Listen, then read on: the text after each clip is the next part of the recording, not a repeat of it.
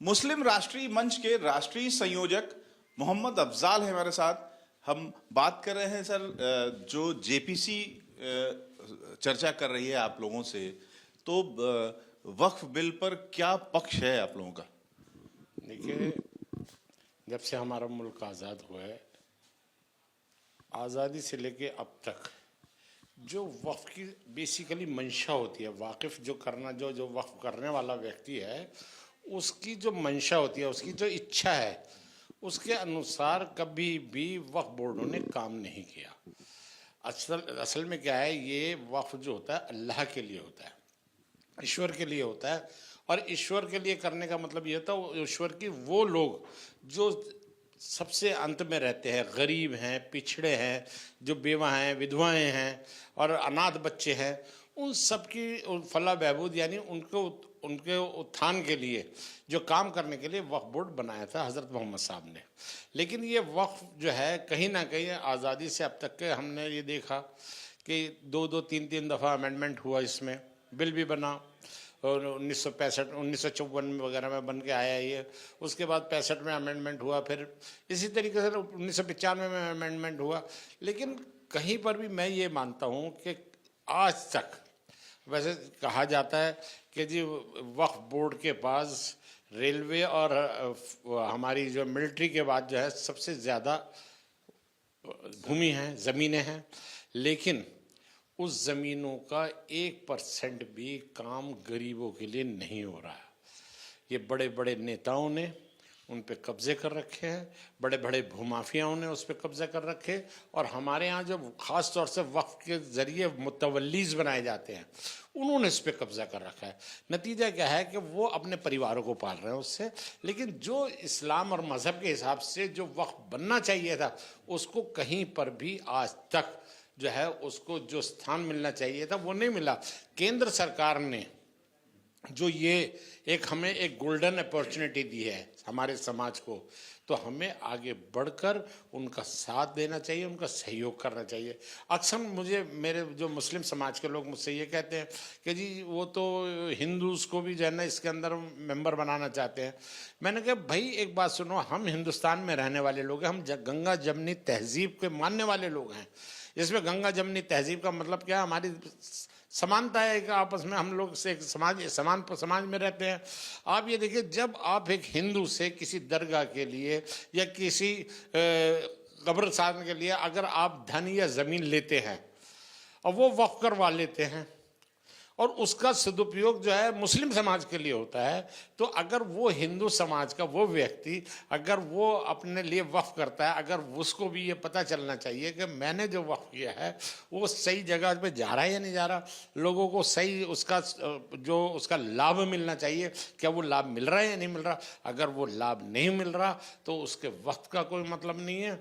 और यहाँ तक मैं जो देखता हूँ कि आज तक जो केंद्र सरकार जो कहती है, तो मैं ये कहता हूँ कि ऐसा कानून बनना चाहिए कि ये जो 99 साल की लीज पे लेकर जो लोग आज कब्जा करे बैठे हैं ज़मीनों पे, तीसरी पुश्त आ जाती है जी 99 साल में, और उन पे कब्जा कहते हैं वक्फ की ज़मीन बिकती नहीं है, बिकती के कब्जा हो गया तो वो बिक गई है। और ऐसे ही जो है हमारे मुतवल्लीज़ हैं, उन्होंने मुतवल्लियों ने जो वहाँ उसके धर्माधीश जिनको कह दिया जाता है ना, वो वहाँ पे बैठ जाते हैं, बड़ी बड़ी दरगाहों के ज़्यादा नशीन हैं, उन्होंने लूट रहे हैं अपना परिवार, अपना उसके गल्ला भी खा रहे हैं, उसका वो भी जो है क्या नाम है जो आता है वो भी खा रहा है। नतीजा क्या है कि कहीं ना कहीं जो मुस्लिम समाज को जिसके लिए वक्फ का निज़ाम बनाया गया था, उसको 1 रुपया भी उसके लिए जो उसको लाभ मिलना चाहिए था, 1% भी लाभ नहीं मिलता आज के ज़माने में, मैं मानता हूँ। देखिए, हम दिल्ली में रहते हैं, मैं एक बात आपको बताता हूँ, गंभीर विषय है।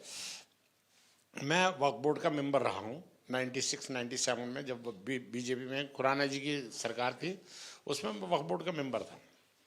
हमने ये देखा था कि हम क्योंकि ईमानदारी से काम करते थे, तो हमारा ईमानदारी से काम करने का मतलब ये हुआ कि हमारे वजह से सारा वक्फ बोर्ड में स्ट्राइक हो गई, और हमने उसी स्ट्राइक के ज़माने में हमने एक रेजोल्यूशन पास किया कि हम अपने हाथ से रसीदें काटेंगे, और हमने रसीदें काटी और किराया इकट्ठा करके हमने सबसे पहले उन उलमाओं को जो मस्जिदों में इमाम हैं उनको हमने तनख्वाहें बांटी। आज 2-2 साल से तनख्वाहें नहीं मिल रही हैं।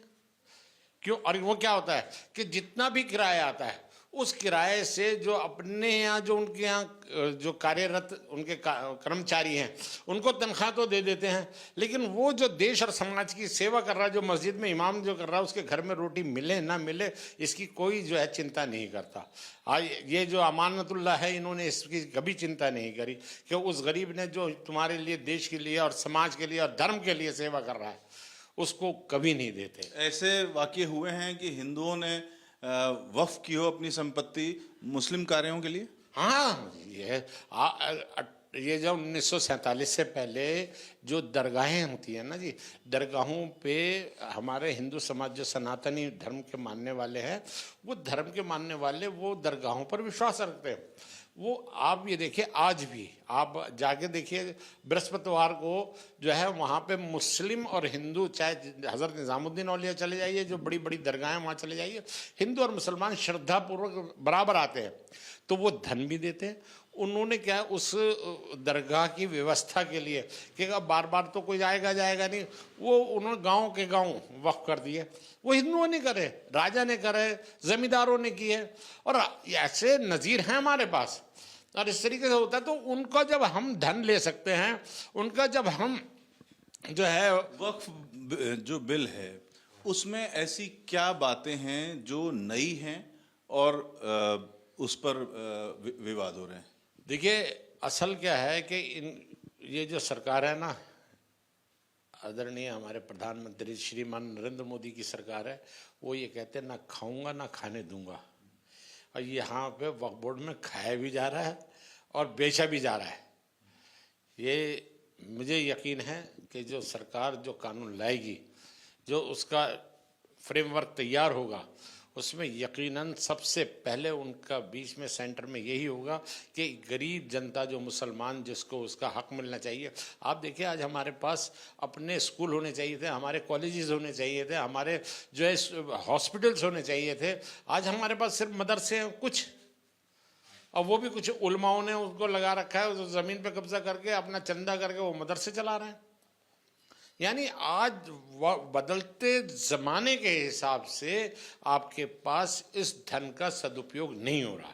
जेपीसी में अपनी बात रखने के लिए आप लोगों की क्या रणनीति है? नहीं, हमारे जो अलग अलग जगह, एक तो हमारे 2 तरह से जाएंगे जेपीसी में। एक तो राज्य स्तर पे हमारे लोग, जितने हर राज्य में हमारे लोग वहाँ के, हमने वहाँ की टीम बना दी है, वो वहाँ जाके उनसे मिलेंगे। जब भी राज्य में जाएगी जेपीसी की टीम, उसमें जाएंगे।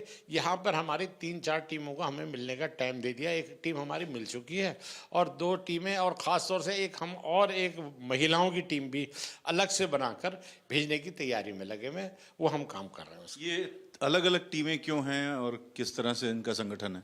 देखिए जी, असल क्या है, संगठन तो एक ही है, लेकिन ऐसा है, एक होता है इंटेलेक्चुअल की टीम। जो इंटेलेक्चुअल की टीम जाएगी, जिसमें हमारे ज़्यादातर एडवोकेट्स हैं, वो कानून में क्या क्या तरमीमें होती हैं, क्या क्या अमेंडमेंट होगी, उसकी जो है वो जानकारी देंगे। उसका जाके वहाँ पे पूरा फ्रेमवर्क लेके जाएंगे, इसलिए तैयार है। एक हमारा जो हम जैसे लोग जो है ना, जो समाज के सबसे निचले तबके से जुड़े हुए हैं, हमें किन किन तरह की परेशानियां होती है, उनका भी एक हम ड्राफ्ट बनाकर हम जेपीसी के सामने प्रस्तुत करेंगे। और हमारी महिलाओं को और उनके लालन पालन, महिलाओं को अपने बच्चों के लालन पालन में जो दुख और जो परेशानियां झेलनी पड़ती हैं, उसको भी लेकर एक ड्राफ्ट तैयार करा जाएगा, ताकि हर समाज के हर तबके तक हमारी बात पहुंच सके। और ये जो गोल्डन अपॉर्चुनिटी हमें सरकार ने दी है, हम उसको सदुपयोग कर सके उसका। इसलिए मुस्लिम राष्ट्र मंच इसके लिए लगातार लगी हुई है। जो बाकी मुस्लिम संगठन हैं, उनमें से बहुत सारे लोग, संगठनों का ये कहना है कि भाई राष्ट्रीय मुस्लिम मंच तो आरएसएस से जुड़ी हुई है, यानी सरकार की है, ये तो बिके हुए लोग हैं और ये सरकार की भाषा बोलते हैं, तो इनको जेपीसी से चर्चा से भाग नहीं लेना चाहिए, या जेपीसी को चाहिए कि इनसे चर्चा न करें। क्यों, हम मुसलमान नहीं है क्या? हम भी उसी नबी के मानने वाले हैं, उसी अल्लाह के मानने वाले हैं, उसी कुरान के मानने वाले हैं जिसके वो मानने वाले हैं। ये यहाँ कोई किसी की ठेकेदारी नहीं है, सबसे पहली बात ये समझ लीजिए। दूसरी बात ये है कि तुम लोगों को समाज के ठेकेदार, चाहे वो मुस्लिम पर्सनल लॉ बोर्ड हो, चाहे हमारे ओवैसी जी हों, चाहे हमारे और दूसरे बड़े बड़े धर्मगुरु हैं, उन कल्बे जव्वाद हैं, कल्बे जव्वाद ने जो है पूरे लखनऊ की वक्फ बोर्ड, जो शिया वक्फ बोर्ड को उसको खुर्द-बुर्द कर दिया, और उसका जो दामाद को अपना वक्फ बोर्ड का चेयरमैन बना दिया, और बनाने के बाद आज सरकार परेशान है उनसे, उनके खिलाफ एक्शन लेने की तैयारी हो रही है। ये सब लोग, और ये ऐसे बन के आते हैं हम सरकार के लिए जो है काम करेंगे, सरकार का काम करेंगे, और करते क्या है अपने फायदे के लिए। कल्बे जव्वाद भी उसी में ही है, कल्बे क्या नाम है, ये जितने और हमारे तौकीर रजा साहब हैं, और ये सारे लोग जो है, मेरा इनका कोई ज़ाती झगड़ा नहीं है, कोई दुश्मनी नहीं है। मैं उनसे से ये कहना चाहता हूँ, आप कोई ऐसा लाइए ना, आप पे भी तो कौम की जिम्मेदारी है, आप लाओ ऐसा फ्रेम बिल तैयार करके, ऐसी तैयारी करो आप कि भाई हम समाज में हम चाहते ये हैं कि हम जो मुतवल्ली जो खा रहा है, जो पट्टे पे जो ज़मीन दी जा रही है, जो लगातार जो कब्जे लोगों के हो रहे हैं जी, और हमारी वक्फ की ज़मीनों का हमें किसी को पता ही नहीं है आज तक के, इतने साल होने के बावजूद। आज का ज़माना कंप्यूटराइज ज़माना है, आज तक उन ज़मीनों को, जो वक्फ की ज़मीनें हैं, उनको आज तक के कंप्यूटराइज नहीं किया गया। आप ये देखिए, और बहुत सारे कागज़ समेत लोगों ने चुरा लिए, बेच दी, ज़मीनें बेच दी। उसका जब घोटाला सामने आएगा तो इन सब जितने भी ये ठेकेदार हैं ना, जो बोल रहे हैं कि हमें वक्फ बोर्ड नहीं चाहिए, हमें वक्फ बोर्ड की जो अमेंडमेंट नहीं चाहिए, ऐसे ही चलता रहा, इनके ऐसी रोजी रोटी चलती रहे, ये सरकार नहीं चाहती। इसी के सामने जो आप लोग अपनी बात रख रहे हैं कई किश्तों में, 3 प्रमुख बात क्या हैं जो आप रखना चाहते हैं? देखिए, हम तो ये कहते हैं कि ठीक है, आप अगर हिंदू समाज के लोग आना चाहते हैं आए, और इसके हम ये भी कहते हैं कि अगर ऐसा लगता है क्या होता है न्याय के लिए, अगर हमें सुप्रीम कोर्ट में भी या हाई कोर्ट के अंदर भी अपील करने का मौका मिलना चाहिए तो मिलना चाहिए। कोई कब्जेदार नहीं होना चाहिए कि मेरी मर्जी है तो मैं यहाँ तक चलूँगा। आपको न्याय के अंतिम लक्ष्य को भी प्राप्त करना पड़ेगा, उसके लिए सरकार को योजना बनानी चाहिए। तीसरी बात मैं ये कहता हूँ कि ये जो समाज के और देश के ठेकेदार, ये जो आजकल जितनी भी राजनीति चल रही है, ये सब राजनीति जितनी चल रही है, ये सिर्फ इसलिए कि इनकी रोजी रोटी पे फर्क आ रहा है। ये सरकार, मैं जो कह रहा हूँ ना कि ये सरकार ना खाएगी ना खाने देगी।